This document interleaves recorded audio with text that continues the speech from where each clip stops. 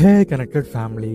సినిమాలో ఒక హీరో అంటే గాల్లో ఎగరాలి, కంటి చూపుతో చంపేయాలి, చిరుతలాగా పరిగెత్తాలి, సూది పడిన సౌండ్ ని కూడా వినగలగాలి, ఎంత పెద్ద డైలాగ్లో అయినా గలగల మాట్లాడాలి, మొత్తానికి బాడీలో ఎలాంటి లోపం లేకుండా ఉండాలి అని ఒక టిపికల్ మైండ్ సెట్ కామన్ గా అందరికీ ఉంటుంది. బికాస్ అలా ఉంటేనే స్టోరీలో హీరోకి ఎలివేషన్స్ ఇవ్వగలమని డైరెక్టర్స్ అనుకోవచ్చు, అలా ఉంటేనే ఒప్పుకుంటామని ఫ్యాన్స్ అనుకోవచ్చు, అండ్ అలా ఉంటేనే హీరోయిజం కూడా చూపించగలమని యాక్టర్స్ కూడా అనుకోవచ్చు. But at the end of the day ఎంత హీరో అయినా కూడా ఒక సాధారణమైన మనిషే. ప్రతి సినిమాలో హీరో సూపర్ హీరోనే అవ్వాల్సిన అవసరం లేదు. ఎందుకంటే రియాలిటీలో ఫిజికల్ గా మెంటల్ గా ప్రాబ్లమ్స్ ఉన్న వాళ్ళు కూడా ఎన్నో ఛాలెంజెస్ ఫేస్ చేస్తూ ఎన్నో స్ట్రగుల్స్ ని ఓవర్కమ్ చేస్తూ వాళ్ళ లైఫ్ లో వాళ్ళే హీరో అవుతారు. సో మూవీస్ లో కూడా ఏదైనా క్యారెక్టర్ ఆర్డినరీగా ఉన్నప్పుడు కన్నా డిజబిలిటీ ఆర్ డిఫెక్ట్ ఉంటే ఆ క్యారెక్టర్ కి ఇంకా స్పెషల్ వాల్యూ యాడ్ అవుతుంది. ఎందుకంటే అన్ని బాగున్నవాడు ఎలాగైనా గెలుస్తాడు అనేది ఇట్స్ అన్ ఆబ్వియస్ థింగ్. కానీ డిజబిలిటీస్ ఉంటే దాని వల్ల ఆ క్యారెక్టర్ కి ఉండే పర్సనల్ లిమిటేషన్స్, ఫేస్ చేసే స్ట్రగల్స్ వల్ల స్టోరీలో కంటెంట్ వైజ్ గా అండ్ ఎమోషన్ వైజ్ గా ఇంకా డెప్త్ యాడ్ అవుతుంది అండ్ ఇంట్రెస్టింగ్ కాన్ఫ్లిక్ట్స్ కూడా బిల్డ్ అవుతాయి. సో ఇలా ఇప్పటి వరకు మన తెలుగులో main lead characters physically challenge roles చేసి ఆడియన్స్ కి కొత్త ఎక్స్పీరియన్స్ ఇచ్చిన మూవీస్ చాలానే వచ్చాయి. అయితే ఈ వీడియోలో జస్ట్ ఫిజికల్లీ ఛాలెంజ్డ్ క్యారెక్టర్స్ గురించి మాత్రమే మాట్లాడుకోబోతున్నాం. మెంటల్లీ డిజబుల్డ్ క్యారెక్టర్స్ గురించి ఇంకో వీడియోలో మాట్లాడుకుందాం.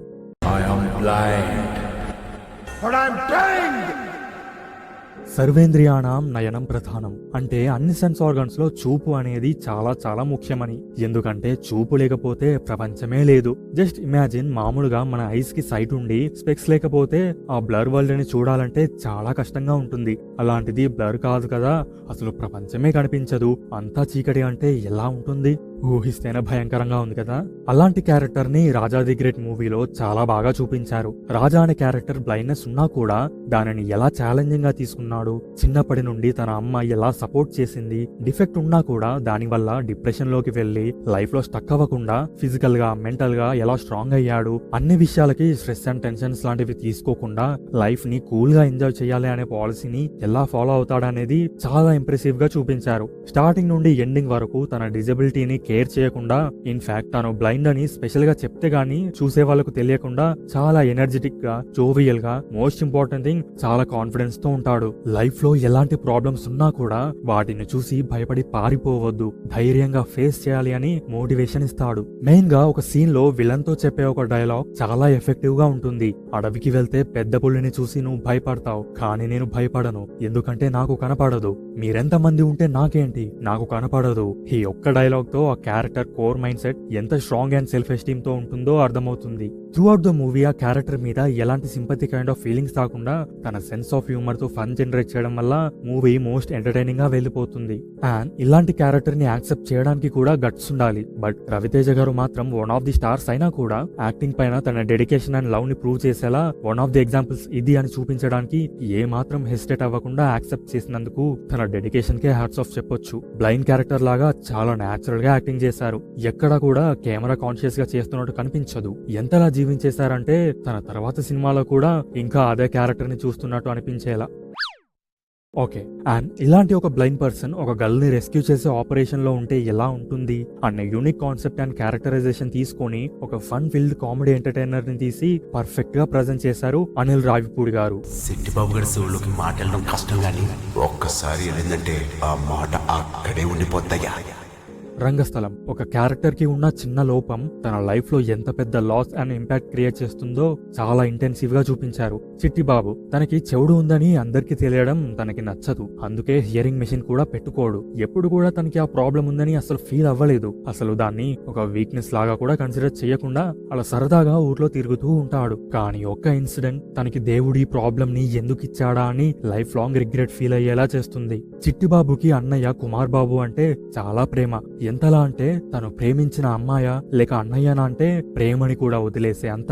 అలాంటిది ఊళ్ళో election, sarpanch, president, political revenges వల్ల అన్నయ్యకి ఏదైనా ప్రమాదం జరుగుతుందేమో అన్న భయంతో చాలా జాగ్రత్త పడుతూ ఉంటాడు. కానీ అన్నయ్య మీద అందరూ అటాక్ చేసి చంపేసే టైంలో తను ఎంత కష్టపడి ఫైట్ చేసినా చివరికి కాపాడుకోలేకపోతాడు. ఆ సీన్ ని చూస్తుంటే నిజంగా చాలా ఎమోషనల్ గా అట్ ద సేమ్ టైం చాలా ఇంటెన్సివ్ గా ఉంటుంది. తనకి ఆ చెవిటి ప్రాబ్లం లేకుండా ఉండుంటే అన్నయ్యను కాపాడుకునే వాడుకునేవాడిని అని చాలా గిల్టీ ఫీల్ అవుతాడు. అప్పటి నుండి హియరింగ్ మెషిన్ వాడడం స్టార్ట్ చేస్తాడు. అండ్ ఈ క్యారెక్టర్ లో ఎక్సలెంట్ గా పర్ఫామ్ చేశారు రామ్ చరణ్ గారు. తన కెరియర్ వైజ్ గా అండ్ పర్ఫార్మెన్స్ వైజ్ గా రంగస్థలం డెఫినెట్ గా ఒక బిగ్గెస్ట్ టర్నింగ్ పాయింట్ అనే చెప్పాలి. లుక్స్ నుండి డైలాగ్ డెలివరీ అండ్ యాక్టింగ్ వరకు తన ఫుల్ పొటెన్షియల్ ఈ మూవీలో కనిపిస్తుంది.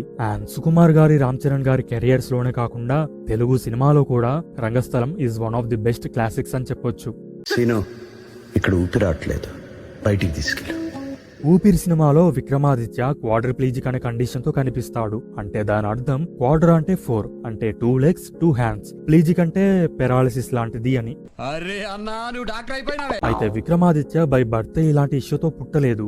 ఒకసారి ప్యారిస్ లో పారాగ్లైడింగ్ చేస్తూ కింద పడిపోవడం వల్ల తన బాడీ సివియర్ గా ఎఫెక్ట్ అవుతుంది. దానితో లెగ్స్ అండ్ హ్యాండ్స్ టోటల్ గా సెన్సెస్ ని కోల్పోయి ఫంక్షనింగ్ చేయడం ఆపిస్తాయి.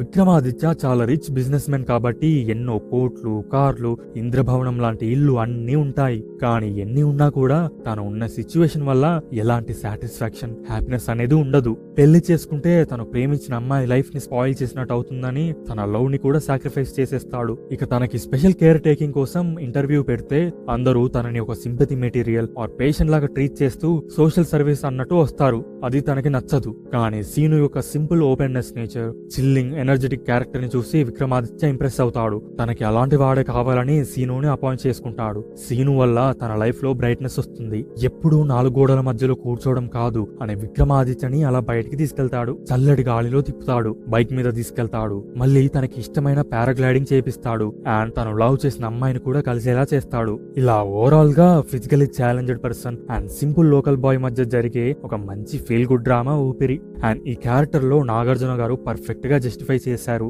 ఇలాంటి ఒక ఛాలెంజింగ్ రోల్ ని యాక్సెప్ట్ చేసినందుకు నాగార్జున గారికి బిగ్ థ్యాంక్స్ చెప్పాలి. బికాస్ ఇలాంటి కాంటెంపరీ టైంలో కూడా కమర్షియల్ ఎలిమెంట్స్, మాస్ ఇమేజ్ ఇలాంటివి అన్ని పక్కన పెట్టేసి ఒక ప్యూర్ ఎక్స్పెరిమెంటల్ రోల్ ట్రై చేయాలన్న తన డెడికేషన్ తో చాలా డేరింగ్ అటెంప్ట్ చేశారు. నా పేరు సూర్య, నేను సూర్యుని చూడలేను. సూర్య వర్సెస్ సూర్య మూవీలో క్యారెక్టర్ పేరు కూడా సూర్య. అయితే సూర్యకి ఫిజికల్లీ డిజబిలిటీ లేకుండా ఒక రేర్ డిసీజ్ ఉంటుంది. దాని పేరు పోర్ఫిరియా. ఇది ఉన్న వాళ్ళకి మోస్ట్లీ స్కిన్ అనేది ఎఫెక్ట్ అవుతుంది. సో సూర్య ఎండలోకి వెళ్తే తన స్కిన్ అనేది కంప్లీట్ గా బర్న్ అయిపోతుంది. అందుకని సూర్యుడిని ఫోటోలో తప్ప లైవ్ లో ఎప్పుడు చూడకుండా పెరుగుతాడు. తన అమ్మ కూడా సూర్యాని స్కూల్ ఆర్ కాలేజ్ కోసం బయటకి పంపకుండా ఇంట్లోనే ఉంచి అన్ని నేర్పిస్తూ చాలా జాగ్రత్తగా చూసుకుంటుంది. లైఫ్ లాంగ్ అసలు మార్నింగ్ బయటికి వెళ్లకుండా ఓన్లీ నైట్ మాత్రమే వెళ్ళగలమంటే అది ఎంత కష్టమైన విషయమో అసలు మాటల్లో చెప్పలేం. సో సూర్య నైట్ కాలేజ్ లో జాయిన్ అవుతాడు. తనకు మంచి ఫ్రెండ్స్ కూడా దొరుకుతారు. మార్నింగ్ టైమ్స్ లో అసలు ఎప్పుడు బయటకు రాని సూర్య తను లవ్ చేసే అమ్మాయి ట్రబుల్లో ఉందని తెలిసేసరికి తనను కాపాడడం కోసం సూర్యుడు ఉన్నా కూడా బయటకు వస్తే తన లైఫ్ కి థ్రెటనింగ్ అని తెలిసినా కూడా ఎంతో రిస్క్ చేసి డేరింగ్ స్టెప్ వేస్తాడు. బట్ లక్కీలీ ఆ టైంలో వర్షం పడడం వల్ల సేవ్ అవుతాడు. అక్కడ తన లవ్ అంటే తనకి ఎంత ఇంపార్టెంట్ అండ్ రెస్పెక్టో అర్థమవుతుంది. బట్ మూవీలో మాత్రం ఈ ప్రాబ్లమ్ ని సీరియస్ టోన్ లో హెవీగా చూపించకుండా చాలా లైట్ హార్టెడ్ వేలో డీల్ చేశారు. మెయిన్ గా మూవీ అంతా నైట్ లైఫ్ లో ఉండే బ్యూటీ మీద ఫోకస్ చేశారు. మూవీలో హై సీన్స్ ఆర్ లో సీన్స్ లాంటి డ్రామాటిక్ మూవ్మెంట్స్ లేకుండా చాలా కామ్ గా కూల్ గా అలా వెళ్లిపోతుంది. మూవీ చూస్తున్నంత సేపు ఒక ప్లెజెంట్ అండ్ రిలాక్సింగ్ ఫీలింగ్ వస్తుంది. అండ్ ఈ మూవీలో నిఖిల్ చాలా యంగ్ గా బాయ్ నెక్స్ట్ డోర్ టైప్ లాగా సింపుల్ గా కూల్ గా కనిపిస్తాడు. నిఖిల్ కెరియర్ లో Surya versus Surya one of the best movies అని చెప్పొచ్చు. అసురుల చక్రవర్తి లంకాధిపతి ఈ రావణాసురుడు. ఈ మూవీలో జై అనే క్యారెక్టర్ కి స్టామరింగ్ ప్రాబ్లం ఉంటుంది.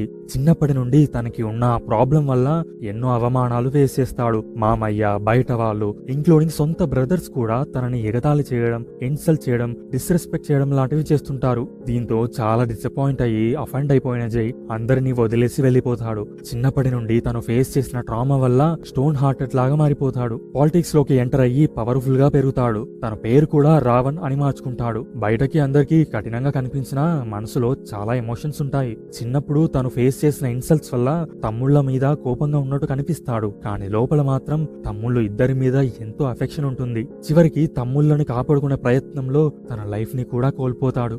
మూవీలో ఎన్టీఆర్ గారు స్పెషల్లీ రావణ క్యారెక్టర్లు మాత్రం one of the great performances ఇచ్చారు. లుక్స్ విషయంలో కూడా 3 వేరియేషన్స్ ని పర్ఫెక్ట్ గా పుల్ ఆఫ్ చేశారు. అండ్ నత్తి ఉన్నట్టు మాట్లాడడం కూడా అంత సింపుల్ కాదు. జనరల్ గా మూవీస్ లో మోస్ట్ ఆఫ్ ది టైమ్స్ చాలా ఆర్టిఫిషియల్ గా, ఫోర్స్ఫుల్ గా మాట్లాడుతున్నట్టు కనిపిస్తుంది. కానీ ఎన్టీఆర్ గారు మాత్రం చాలా ఈజ్ తో చేశారు. చెప్పట్లు ఎవరు పడితే ఏంటయ్యా, మన సిద్ధాంతాలు ప్రజలకు వంట పడితే చాలు. గేమ్ చేంజర్ మూవీలో కూడా అప్పన్న అనే క్యారెక్టర్ కి స్టామరింగ్ ప్రాబ్లం ఉంటుంది.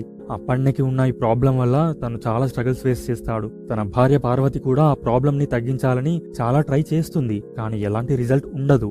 అప్పన్నలో అందరి కోసం పోరాడే వ్యక్తిత్వం, ప్రజలకి సేవ చేయాలనే తపన చూసి పొలిటికల్ పార్టీ పెడితే బాగుంటుందని తన చుట్టూ ఉన్న వాళ్ళు ఎంకరేజ్ చేస్తారు. కానీ ఒక గవర్నమెంట్ ని రూల్ చేయాలన్నా, పబ్లిక్ కి సర్వీస్ చేయాలన్నా, అండ్ మెయిన్ గా ఒక లీడర్ అవ్వాలన్నా ఉండాల్సిన మోస్ట్ ఇంపార్టెంట్ క్వాలిటీ అందరి ముందు పవర్ఫుల్ గా ఫ్లూయెంట్ గా మాట్లాడడం. బట్ అప్పన్నకి ఉన్న ప్రాబ్లం వల్ల తన పొలిటికల్ పార్టీని ముందుకు తీసుకెళ్లడం చాలా కష్టమని ఫీల్ అవుతాడు. సో తనకి వాయిస్ గా తన పార్టీని రిప్రజెంట్ చేయడానికి బొబ్బిలి సత్యమూర్తిని తీసుకుంటాడు. చివరికి తనని సీఎం క్యాండిడేట్ గా కూడా అనౌన్స్ చేస్తాడు. కానీ స్వార్థంతో అప్పన్నని మోసం చేస్తాడు సత్యమూర్తి. అప్పన్న మీద అటాక్ చేసినప్పుడు తను తప్పించుకొని ఒక దగ్గర ఆగి ఫోన్ కాల్ చేస్తాడు. తనకి ఉన్న ప్రాబ్లం వల్ల తను ఉన్న సిచ్యువేషన్ ని క్లియర్ గా చెప్పడానికి కూడా చాలా కష్టపడతాడు. రామ్ చరణ్ గారి నుండి రంగస్థలం తర్వాత మళ్ళీ అలాంటి పర్ఫార్మెన్స్ కనిపిస్తుంది ఈ మూవీలో. అండ్ అప్పన్న డెత్ సీన్ లో తను చేసే ఎమోషనల్ యాక్టింగ్ కూడా చాలా హార్ట్ టచింగ్ గా ఉంటుంది.